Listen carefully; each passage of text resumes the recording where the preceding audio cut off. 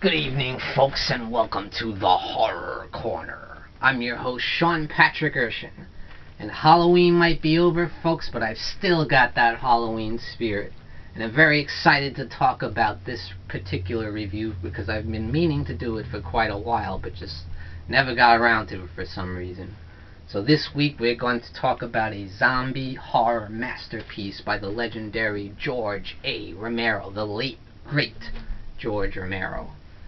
And that is the third entry in the famed Dead trilogy, and that is Day of the Dead.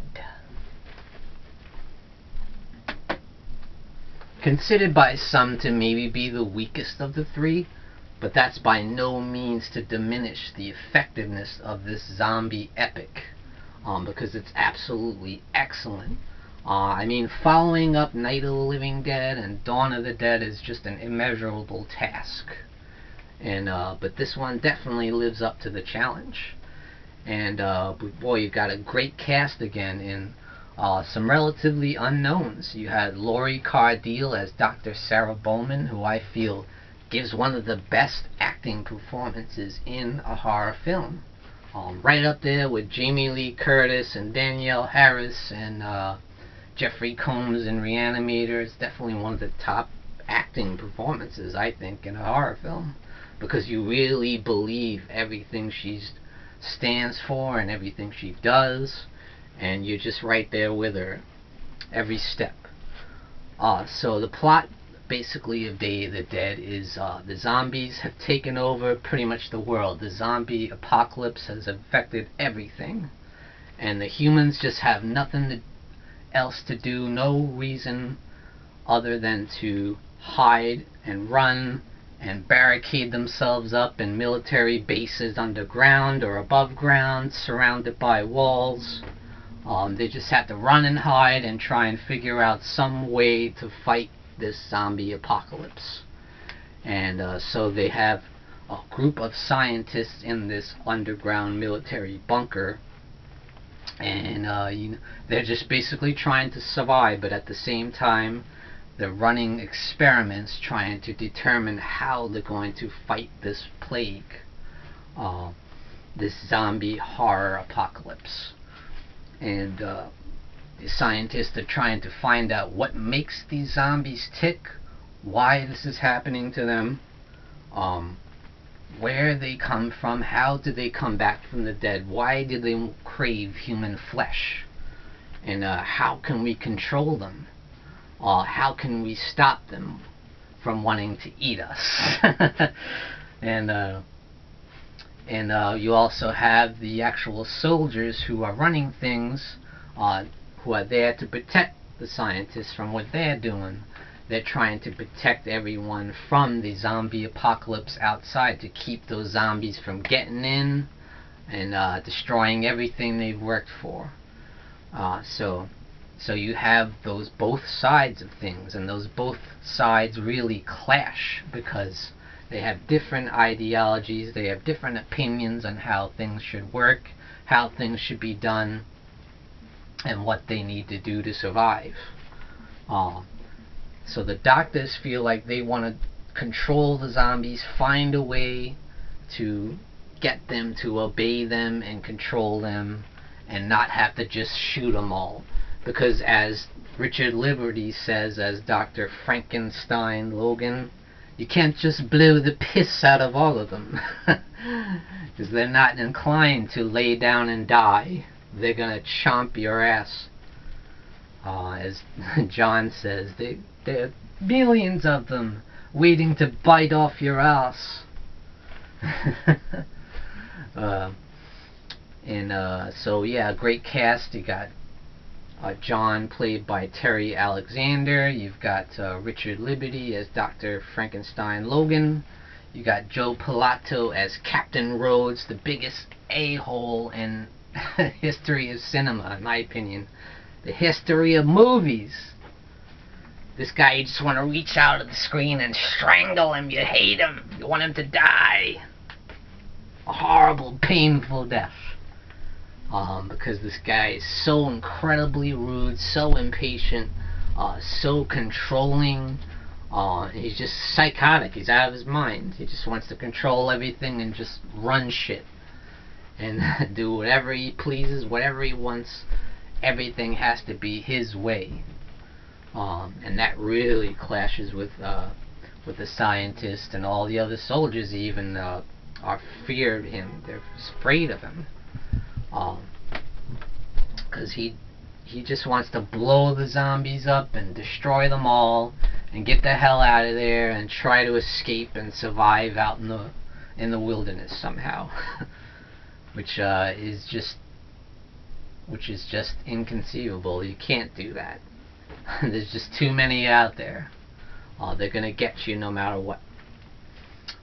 So I love the setting. It's just so great. The underground military base makes for such a paranoid, claustrophobic atmosphere for a horror film. It's so dark in there. It's very dimly lit, and you got some of the zombies out there that they keep for Dr. Logan's experiments.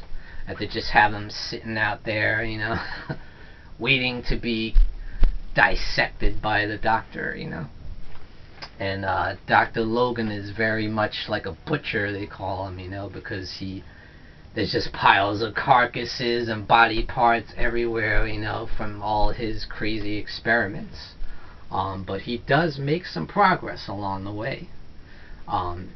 He does find one zombie in particular by the name of Bub, he calls him, who is very responsive to the experiments. He seems like he's really remembers some of his past life, and he actually has more than just the basic animal instincts to crave human flesh. There's more to him than that. He remembers things and he can function. One scene they give him a set of headphones and they play the music and he really responds to that, And then at one point he sees Captain Rhodes and he sees that he's a military man and he gives him the salute, But he knows kind of what's going on, He knows how to work a gun. I guess in the past he must have been in the military or a police officer at some point, because he knew how to use a gun, He loaded up and and that's really interesting. So there's a lot going on with this guy, and I think that Howard Sherman does an absolutely fantastic job, and he has to be the greatest performance by an actor playing a zombie that has ever been, in my opinion. So yeah, Bub definitely stands out as, they're making some progress with this guy. And as Dr. Logan says, they must be rewarded. You must reward them. He tries to teach him basic human behaviors, like, you've been a bad boy, you must be punished, or, he's like a parent to Bub, almost like a father figure to Bub. And if he misbehaves, he yells at him. He's like, that's not very nice, and he turns off the light and leaves him in the dark, and Bub's like, oh, whoa, he doesn't know what to do. He's freaking out. But it's funny the way he acts like a father to Bub.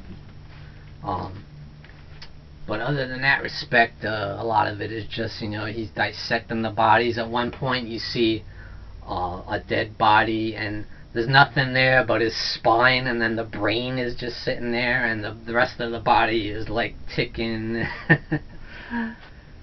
And at one point a zombie wakes up from the experiments and his guts fall out on the ground. It's so sick. Awesome gore effects in this movie. And on the other hand, you have Sarah, who is just determined to try and keep the peace between both parties. But at the same time, she wants to work with the doctor to get results, but at the same time, she wants to keep all the other crazy soldiers under control too, because they're a bunch of nuts. But she tries to keep the peace, and she does her best, and that's extremely stressful. And Lori Cardille just does a fantastic job. But she also has a boyfriend by the name of Miguel Salazar, who is just collapsing from the stress of the situation. You know, he's really having a breakdown, a nervous breakdown, if you will.